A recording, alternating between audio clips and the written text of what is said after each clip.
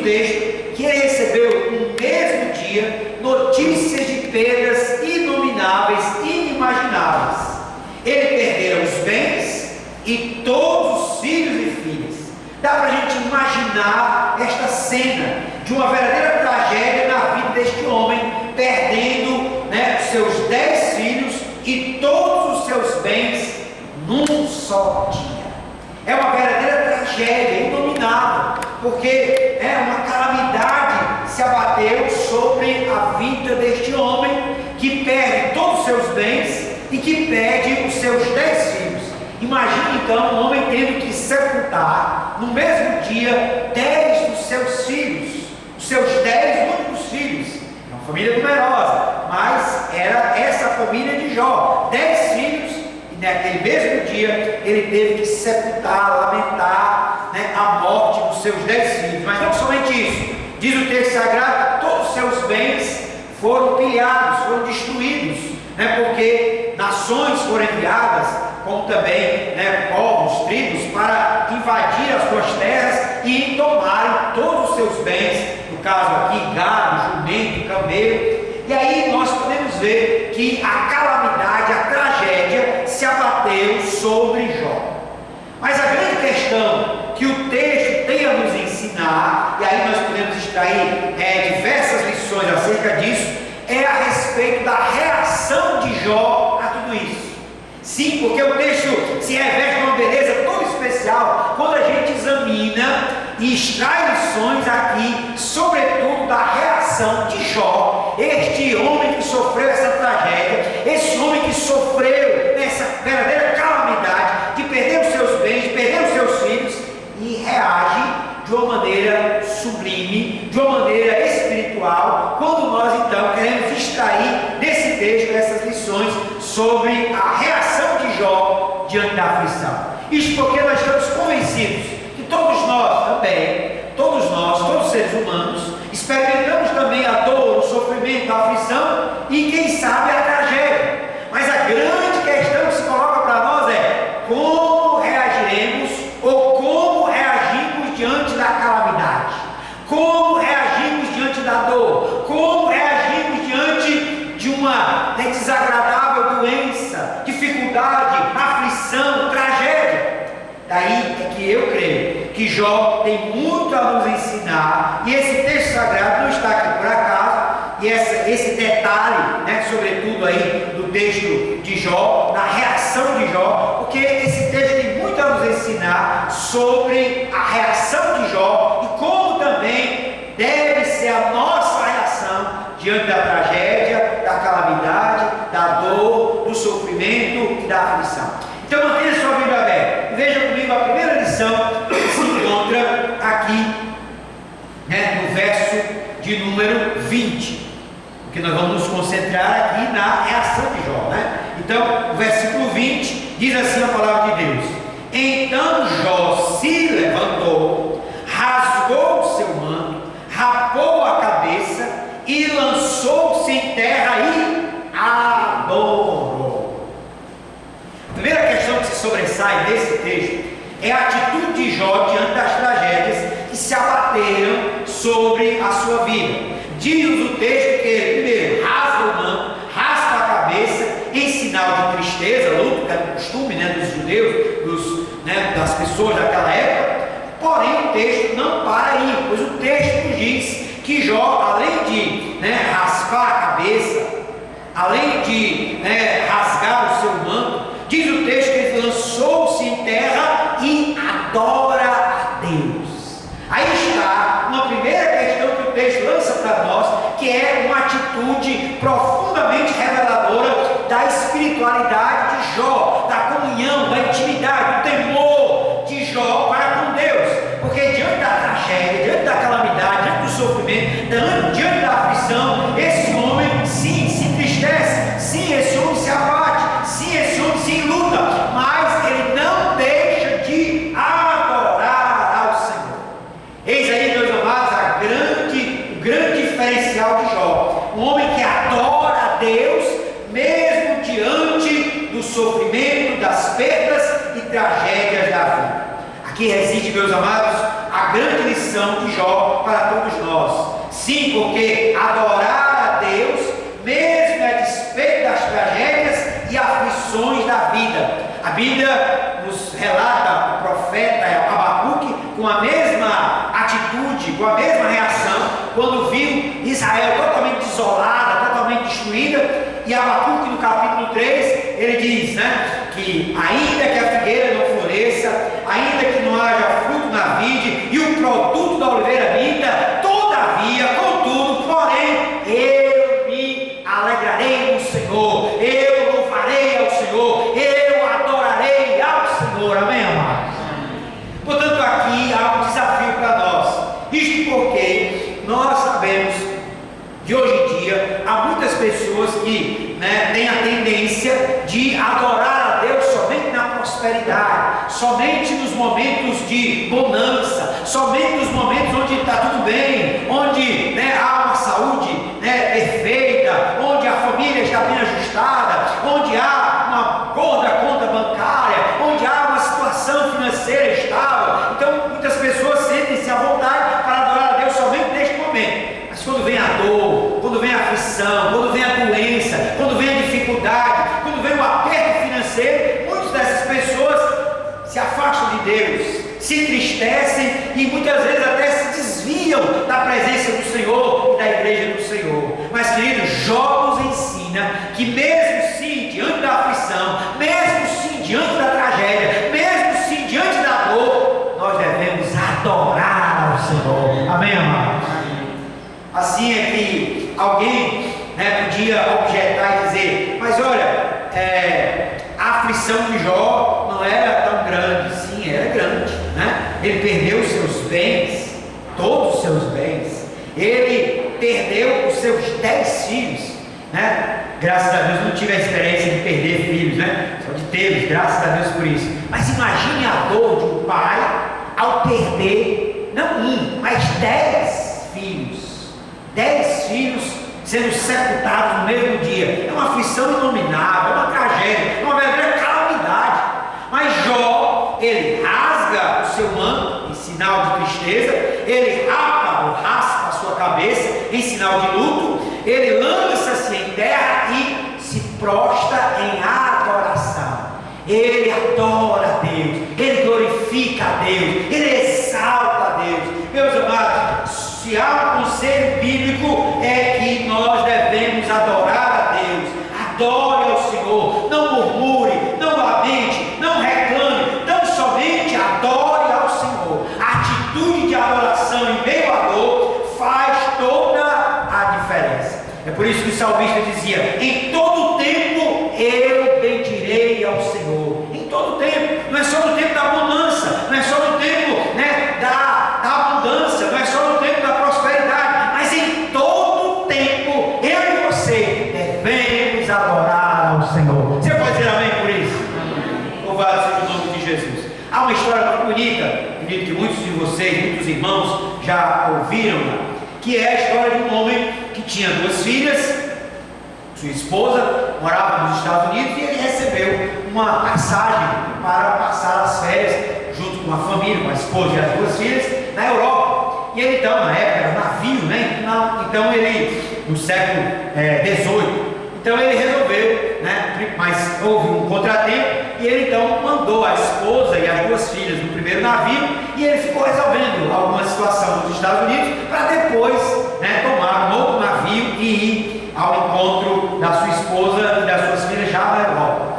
Mas só que aconteceu um problema, na viagem da sua esposa com as 2 filhas para a Europa, o navio naufragou, e poucos sobreviveram. Dentre os sobreviventes, a esposa dele, mas as 2 filhas, elas vieram a morrer afogadas naquele naufrágio. E aí então a esposa, ao chegar na Europa, mandou um telegrama para o seu esposo lá nos Estados Unidos, e ela dizia então, houve um naufrágio, nossas 2 filhas morreram, só eu sobrevivi. E ao chegar esse comunicado às mãos daquele homem, ele imediatamente pegou um navio para ir à Europa, e como era notícia já espalhado no mundo todo, o comandante do navio resolveu parar, né, o navio lá no caminho, né, para a Europa, no local onde havia acontecido o naufrágio do primeiro navio, do qual as suas duas filhas faleceram. E aí, diante daquela cena, diante daquele mar, diante daquele momento, daquele espaço, né, no mar, aquele homem então compôs uma música. Ele disse: se paz a mais doce me deres gozar, se dor a mais forte eu sofrer, ó seja o que for, tu me fazes saber que feliz com Jesus sempre sou. Este é um dos hinos do chamado Cancioneiro Cristão, 398 do Cantor Cristão, cujo título é A Paz, porque aquele homem entendeu que mesmo diante das suas perdas, ele adorava a Deus e era feliz com Jesus, perdas inomináveis, mas ele tinha plena convicção que nada poderia tirar a sua paz, a paz de um homem que conhece a Cristo e que é feliz no Senhor. Amém, amados?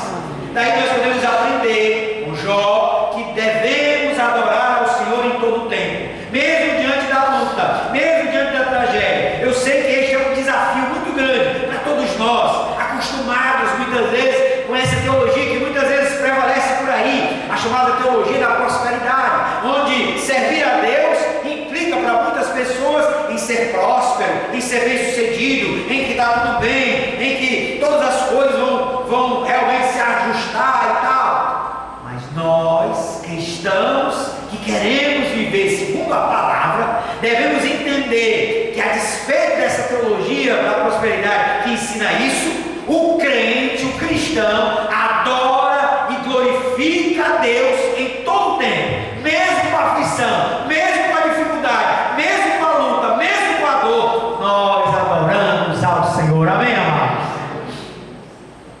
Mas nós temos no versículo 21, Jó nos apresenta, esse texto nos apresenta uma segunda lição. Olha lá o que é que diz o versículo 21.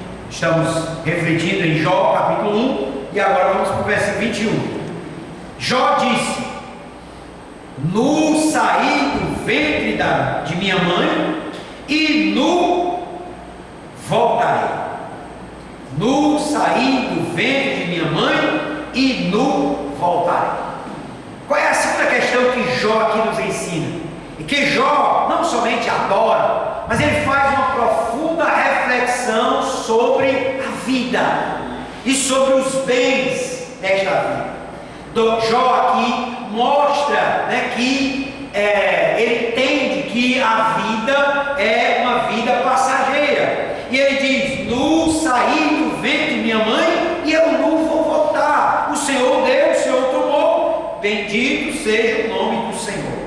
A maioria dos comentaristas bíblicos entendem que aqui Jó usa uma linguagem metafórica para se referir à terra como sendo uma mãe, onde, né, ele nasceu e para onde ela vai voltar. Ele nasceu de uma mãe, né, claro, mas ele está dizendo: eu vou voltar para a mãe terra, porque também o homem nasceu do pó da terra. E aí Jó está usando essa linguagem metafórica para dizer: nu eu saí do ventre da minha mãe biológica, mas a minha mãe biológica veio lá da terra também, porque nós viemos do pó. E nu eu voltarei para a minha mãe terra, porque a terra, né, é a origem dos seres humanos, porque os seres humanos foram criados do pó da terra.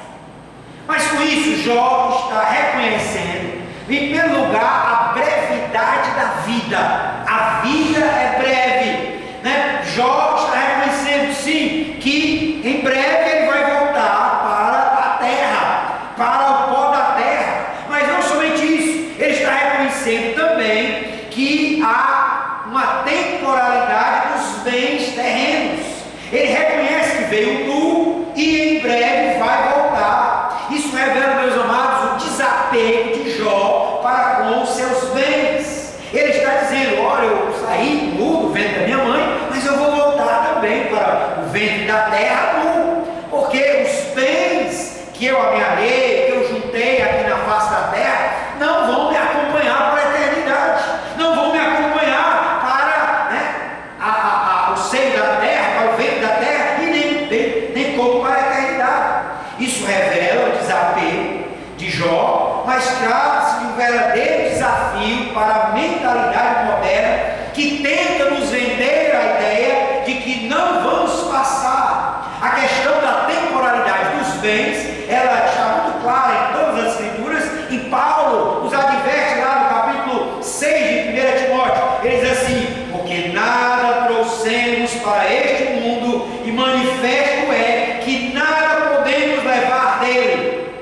A Bíblia, o próprio Jesus, na parábola do rico fazendeiro, chama o apego aos bens de loucura. Jesus diz: louco, ao final da parábola do rico fazendeiro, louco, esta noite pedirão a tua alma, e o que tu tens, para quem será? É loucura se apegar aos bens. Isso vai contra essa mentalidade mundana que prevalece muitas vezes na nossa sociedade, do consumismo, do materialismo, onde as pessoas valem pelo que têm, onde o que vale a pena é ajuntar, é consumir, é cada vez mais amealhar coisas, bens materiais. Mas, meus amados, Jó aqui nos ensina: não, nós não vamos levar nada para o túmulo, nós não vamos levar nada para a eternidade. Portanto, nós devemos ser pessoas desapegadas dos bens. Os cristãos na igreja primitiva entenderam isso muito bem, porque diz a Bíblia Sagrada que eles vendiam as suas propriedades e bens, depositavam aos pés dos apóstolos e davam às pessoas à medida que alguém tinha necessidade. O que isso revela? O verdadeiro desapego dos bens, porque nós cristãos não vamos, como qualquer ser humano, mas nós cristãos devemos ter essa consciência: não vamos levar nada para a eternidade, a não ser a nossa fé, as nossas boas obras. É por isso que a Bíblia diz, lá no capítulo 14 de Apocalipse: bem-aventurados que desde agora morrem no Senhor, porque descansarão das suas fadigas. Aí o texto diz: e as suas obras os acompanham. O que vai nos acompanhar para a eternidade? São os bens, são os nossos títulos, são os nossos diplomas, são as coisas que amealhamos a vida? Não. A Bíblia diz que o que vai nos acompanhar à eternidade são as nossas obras, aquilo que fizemos para o Senhor, aquilo que fizemos para o próximo, aquilo que nos sensibilizamos em relação à dor, à aflição do outro, e fomos solidários e fomos empáticos. Por isso, meus amados irmãos, nós devemos ter plena consciência de que os bens, os bens que amealhamos, os bens que ajuntamos nessa terra, devem ter da nossa parte um verdadeiro desapego, em nome de Jesus. Amém, amados? Nós precisamos ter esse tipo de pensamento. Certa vez, um turista americano foi ao Egito visitar um sábio, e ao chegar à casa daquele sábio, ele notou uma casa muito humilde e pouquíssimos objetos. O sábio tinha uma cama, havia um pequeno banco onde ele sentava, e havia uma pequena mesa.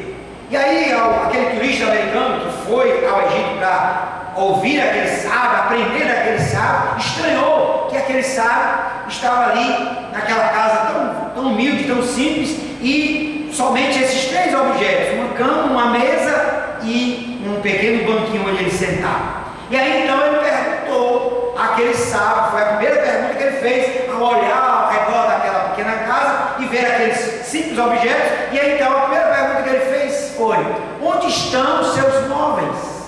Onde estão os seus móveis? Onde estão os seus móveis? E aí o sábio olhou para aquele homem e, ao invés de responder em relação, ele fez uma outra pergunta: e onde estão os seus móveis? E onde estão os seus? E aí aquele turista americano que foram visitar aquele sábio disse: não, mas eu estou aqui somente de passagem. Eu estou aqui somente de passagem. E aí o sábio respondeu sabiamente: eu também. Meus amados, a sabedoria daquele sábio ensinou aquele turista americano o desapego aos bens, porque uma cama, uma mesa e um banco eram tão somente os bens, a móveis daquela casa, porque aquele sábio entendia que ele estava nesta vida tão somente de passagem. E nós também estamos aqui neste mundo como peregrinos, como forasteiros. Nós não vamos levar nada. Portanto, nós precisamos ter essa consciência do desapego aos bens, tal qual Jó teve, quando ele declarou: nu saí do ventre de minha mãe e nu eu voltarei. Você pode dizer amém por isso?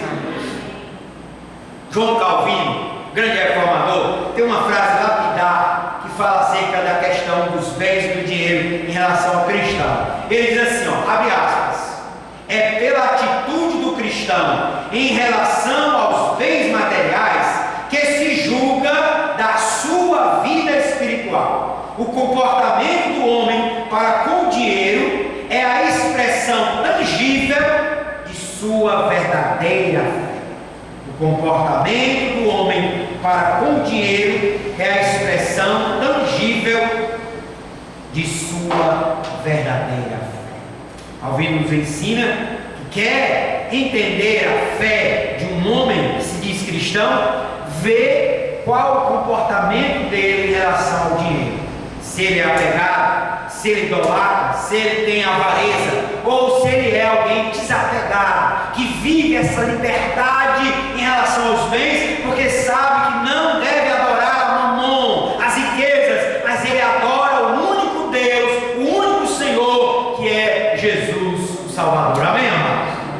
Mas vamos lá, continuando o texto de Jó, para a terceira lição que esse texto nos ensina. Olha lá, versículo 21, a parte B: nu saí do ventre de minha mãe e nu voltarei. Aí a parte B diz assim: o Senhor o deu e o Senhor o tomou. O Senhor o deu e o Senhor o tomou. Nessa declaração, meus amados, de Jó, há aqui uma profunda submissão de Jó e uma profunda convicção à soberania de Deus. Jó declara que Deus havia dado e era que Deus que havia tomado. Devemos aqui notar que ele não disse: eu ganhei, eu lutei, eu possuí, eu juntei, eu adquiri, foram as minhas forças, foi o meu trabalho, foi o meu suor. Não há aqui nenhuma nota de mérito humano. Muito embora saibamos que Jó, enriqueceu, ele teve a sua contribuição, ele deu a sua parte, ele suou, ele lutou e tal, mas Jó reconhece que acima do seu suor, da sua luta, está Deus que dá, o Deus soberano, que dá força, que dá saúde, que dá graça para que o homem possa adquirir bens, para que o homem possa amealhar alguma coisa nesta vida. Daí Jó reconhece a soberania de Deus em dar e em também tomar. É aqui uma doutrina que muitas vezes anda esquecida em nossos dias. O fato que leva até um escritor atual a escrever um livro com o título A Soberania Banida. Isto porque no tempo atual muitas pessoas esqueceram de que Deus é o Deus soberano, ou subestimaram, ou até menosprezaram essa ideia bíblica, essa doutrina bíblica da soberania de Deus. Ou seja, Deus, ele tem o controle de todas as coisas. Deus é aquele que é o soberano do universo. Deus é aquele que comanda todas as coisas. E a Bíblia Sagrada diz que nada acontece sem a força do seu poder, porque Deus é o soberano. Deus é aquele que tem todo o poder e todo o controle sobre todas as coisas. Amém, amados? O fato é que até mesmo os cristãos estão esquecendo ou ignorando que o Deus da Bíblia é o Deus soberano. Ele está sim no controle de todas as coisas. Ele está sim dominando todo o universo. Nada, absolutamente nada, pega Deus de surpresa. Ele é o soberano sobre tudo e sobre todas as coisas. É por isso que o salmista, refletindo sobre a soberania de Deus, ao contemplar a guerra, o agitar das nações, os fenômenos da natureza, que muitas vezes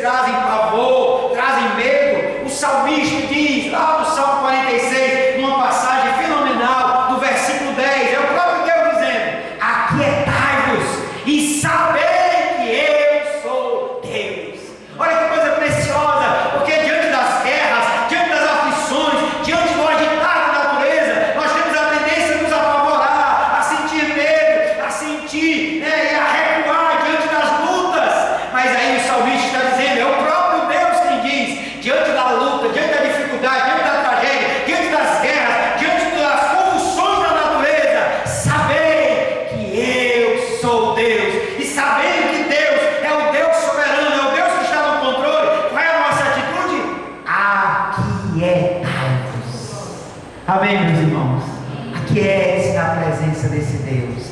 Nada foge ao seu controle, nada foge à sua soberania, nada foge ao domínio do Senhor. Alguns anos atrás surgiu uma teologia no Brasil chamada Teísmo Aberto, que tem um dos grandes expoentes, o pastor até cearense, e é uma teologia furada, porque dizia que Deus ele não é soberano, que Deus não tem o controle de todas as coisas e que Deus não sabe o futuro. Foi uma teologia que surgiu a partir do tsunami lá no Japão, e aí esse autor publicou em diversas revistas evangélicas e tal, a ideia de que Deus foi pego de surpresa com o tsunami no Japão, e que Deus chorou com as vítimas, mas que Deus estava totalmente apavorado e surpreso com o tsunami, porque o tsunami pegou Deus de surpresa.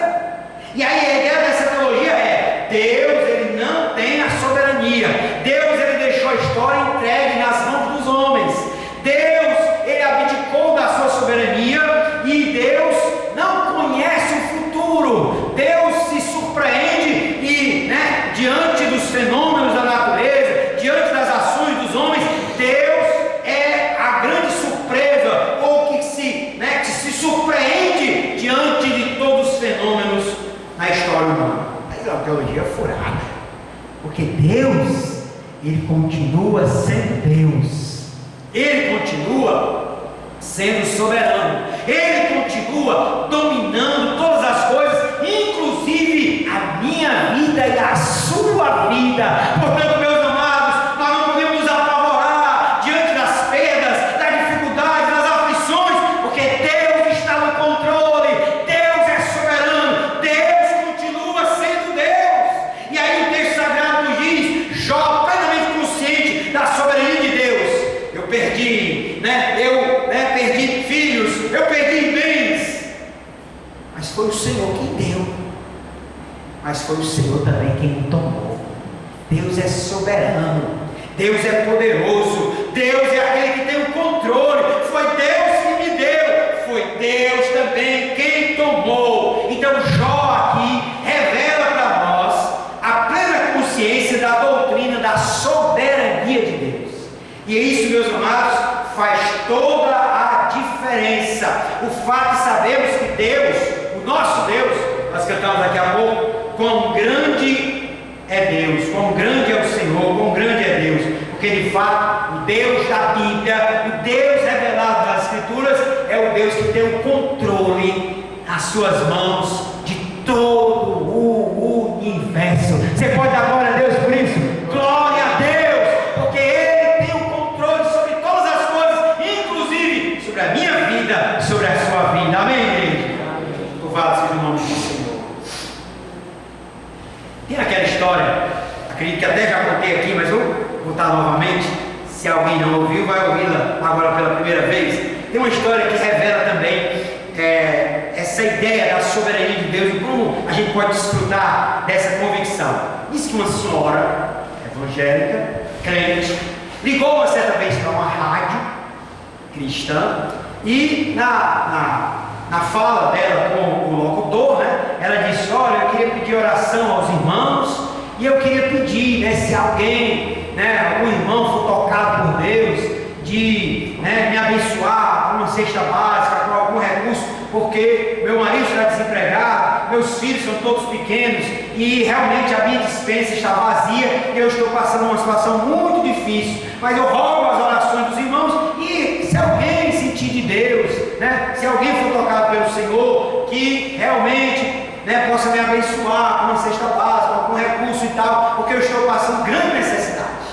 E aí pronto, terminou a ligação dela, e aí uma pessoa que era satanista ouviu, estava passando lá o rádio, ouviu aquela conversa, e aí então ele resolveu ligar para a rádio, pedir então o endereço, pedir o telefone, e aí pegar o endereço daquela senhora. E aí então ele pegou 2 funcionários dele, um satanista, pegou 2 funcionários dele, mandou para um supermercado, diz: olha, faça aí uma cesta básica enorme, compre de tudo, compre 2, 3 cestas básicas, e enche o carro de muitos alimentos que nós vamos levar na casa daquela senhora, porque eu faço questão de levar, e aí eu faço questão de vocês dizerem lá para ela, né, que quem mandou aquela cesta básica enorme lá, multiplicada, foi Satanás. Eu vou zombar daquela crente. Ela pediu oração aos irmãos, pediu ajuda aos irmãos. Eu vou mostrar para ela que, né, Satanás é quem mandou aquela cesta para ela. E assim eles o fizeram, né? Foram lá no supermercado, compraram, encheram o carro, né, de compras, levaram para a casa da irmã.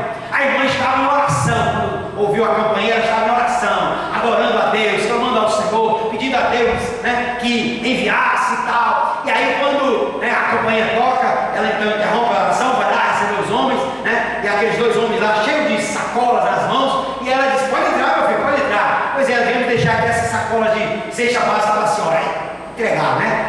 Foram lá no carro, pegaram mais outras sacolas, mais outras sacolas, e aí a sala ficou repleta de alimentos, e a irmã, a reação dela era só glorificando a Deus: aleluia, Deus é bom, aleluia, glória. E era só os homens chegando, né, com aquelas sacolas da cesta básica. E aí quando eles terminaram, a sala já estava repleta, né, de alimentos, sacolas de supermercado cheias de alimentos. E aí quando eles terminaram, eles ficaram, né, curiosos e querendo, né, que ela fizesse a pergunta, né? E aí, como ela não perguntou, eles disseram: a senhora não vai perguntar quem foi que mandou essas cestas para a senhora? Aí ela respondeu: olha aí a soberania de Deus. Ela disse: não, meu filho, não precisa não, porque quando Deus manda, até o diabo obedece. Quando Deus manda, até o diabo obedece. Foi Deus que mandou, porque Deus é o Deus soberano. Amém, irmão? Glória a Deus. Mas vamos terminar a nossa reflexão desse texto com a última expressão do versículo 21. O Senhor o deu, o Senhor o tomou. Aí agora a última expressão está aqui: bendito seja o nome do Senhor. A última palavra de Jó, diante da tragédia e da calamidade, foi uma palavra de louvor a Deus, ao ponto de ele afirmar com todas as letras: bendito, adorado, louvado seja o nome do Senhor. Esta, meus amados, inegavelmente é uma expressão de louvor que exalta e glorifica o nome ou a pessoa de Deus. Jó expressa o seu louvor de que o nome de Deus seja bendito, o nome de Deus seja glorificado, o nome de Deus seja temido, o nome de Deus seja honrado, o nome de Deus seja louvado. Meus amados, aqui nós encontramos, né, um louvor impressionante por parte deste homem chamado Jó. Ele, diante da tragédia, ele, diante do contexto, né, de perdas irreparáveis, e ele, de maneira impressionante, assombrosa até, ele se ajoelha, adora, ele faz a reflexão sobre a soberania de Deus, sobre a brevidade da vida, né, sobre a temporalidade dos bens, mas ele sobretudo louva. Ele diz: bendito seja o nome do Senhor. É uma expressão de louvor, é uma expressão onde Jó está dizendo: eu quero que Deus seja bendito, eu quero que Deus seja louvado, eu quero que o nome de Deus e a pessoa de Deus seja glorificada. Meus amados, o que é isso senão aquilo que, né, estudiosos bíblicos chamam de o poder do louvor? Sim, meus irmãos, há um poder, né, misterioso, secreto do louvor a Deus. E Jó parece que conhecia esse mistério, parece que conhecia esse segredo. Que segredo é esse? Em meio às lutas, em meio às dificuldades, em meio às tribulações, não murmure, não reclame, abra sua boca e louve ao Senhor. Você vai descobrir aí um grande segredo, um grande mistério, porque Deus habita no meio dos louvores. Há livramento, há socorro, a graça de Deus quando você louva e glorifica ao Senhor. Amém, amados? Foi um livro que lançaram na década de 80, chamado O Poder do Louvor. Era um estudioso americano, pastor, que ele relatava diversas experiências de pessoas que, na hora da dificuldade, na hora da aflição, escolheram não reclamar, escolheram não murmurar, optaram por não se queixar, mas essas pessoas resolveram louvar, resolveram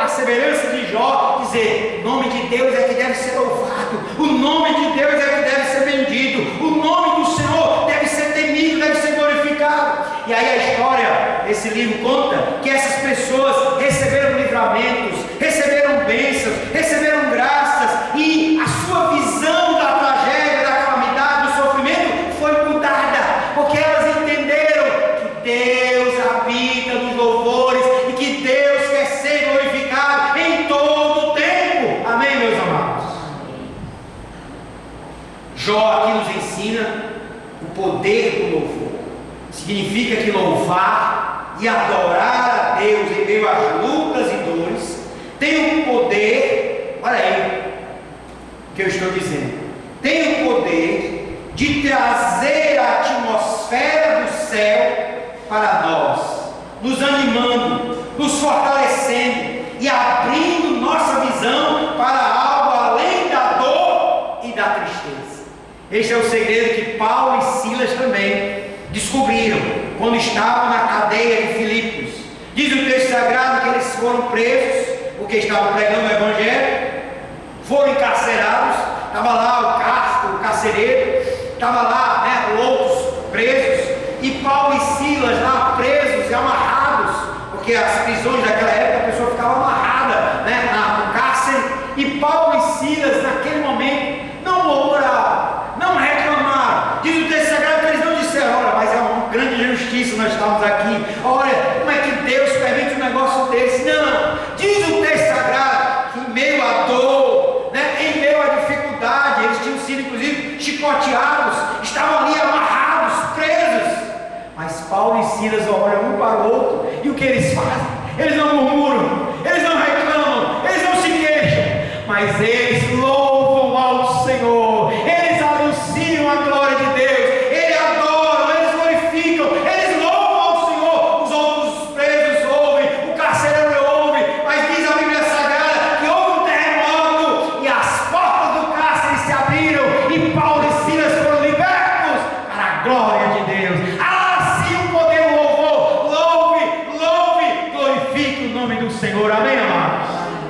Há um cântico que diz assim: se um hino cantar tu puderes, é um hino da harpa cristã, nas horas de grande aflição, então voarás se quiseres até a celeste mansão, nas asas da águia levado, bem perto do mar de cristal, e por fim então libertado, chegar à pátria celestial.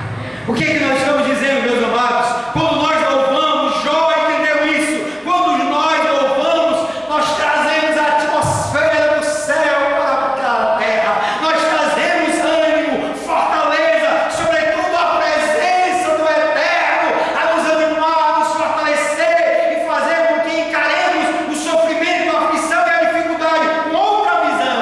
A visão de que todas as coisas cooperam para o bem daqueles que amam a Deus, são chamados segundo o seu propósito. Você pode glorificar a Deus, diga amém. Louvado seja o nome do Senhor. Vamos então concluir. Há uma frase de John Hinn, que é célebre também, e que tem tudo a ver com essa questão. Olha, a frase diz assim, abre aspas: o diabo odeia quando você louva a Deus, pois isso traz de volta lembranças tristes do lugar e da posição que uma vez ele ocupou. Fecha aspas. O diabo odeia quando você adora, louva a Deus, pois isso traz de volta lembranças para ele, tristes do lugar e da posição que uma vez ele ocupou. Então, foi uma grande frustração para o diabo ver Jó aqui dizendo: bendito seja o nome do Senhor, louvando seja o nome do Senhor, eu vou glorificar o nome do Senhor, porque Satanás outrora foi querubim, de Deus, e ele ficava responsável pelo louvor. Segundo o texto de Isaías e de Ezequiel, a Bíblia Sagrada diz que ele tinha essa responsabilidade. E aí o diabo então, esse autor está dizendo, o diabo então odeia, se frustra diante de um homem que abre a sua boca para louvar a Deus, porque traz a ele lembranças tristes do passado, quando outrora ele ocupava a posição de querubim, de adoração a Deus. É por isso que Lutero, grande reformador, certa vez afirmou: quando eu não consigo consigo orar, eu sempre louvo, eu sempre canto. E há uma outra frase também lapidar do Lutero que diz assim: vamos louvar a Deus com um hino para frustrar o diabo. Sim, meus amados, nós podemos entender que há um poder no louvor para adorar ao Senhor, para glorificar ao Senhor, para nos trazer ânimo, fortaleza, mas também para frustrar o inimigo de nossas almas. Vamos concluir essa reflexão entendendo que Jó soube como ninguém reagir diante da aflição. A sua atitude nos inspira a reagir de igual modo diante das adversidades, calamidades que a vida nos apresenta. Nós devemos, como Jó, adorar a Deus em todo o tempo. Nós devemos também, como Jó, entender a vida a partir da sua brevidade e temporalidade, dos bens. Também precisamos crer e afirmar, como Jó, na soberania de Deus sobre todas as circunstâncias da vida. E por último, nós somos também chamados a louvar a Deus como reflexo de nossa comunhão com o Eterno. Há um cântico que diz assim: esta paz que sinto em minha alma não é porque tudo me vai bem. Esta paz que sinto em minha alma é porque eu louvo ao meu Senhor. Como Jó, amados, louvemos ao Senhor. Como Jó, que nós possamos reagir diante da aflição, do sofrimento, da dor, da enfermidade, adorando a Deus, crendo na soberania de Deus, louvando ao Senhor e também plenamente cônscios de que a vida é breve e que os nossos bens são temporais. Amém? Baixe a sua cabeça, vamos orar ao Senhor. Deus eterno, Pai celeste, te damos graças, Senhor, pela tua palavra, e que, ó Deus, todos nós, ó Pai, possamos aprender com Jó, tua palavra inspirada, que mostra, ó Deus, a reação desse teu servo diante da calamidade que se abateu sobre ele. Deus, em nome de Jesus, que possamos te adorar em todo o tempo, que possamos, ó Pai, estar plenamente convictos de que nada vamos levar nesta vida, portanto os nossos bens são passageiros e que a vida é breve. Deus, que possamos, ó Pai, crer e confiar na soberania do Senhor e que possamos te louvar em todo e qualquer tempo, em toda e qualquer circunstância. É assim que te adoramos, é assim que te glorificamos, é assim que te rogamos, no nome de Jesus. Amém.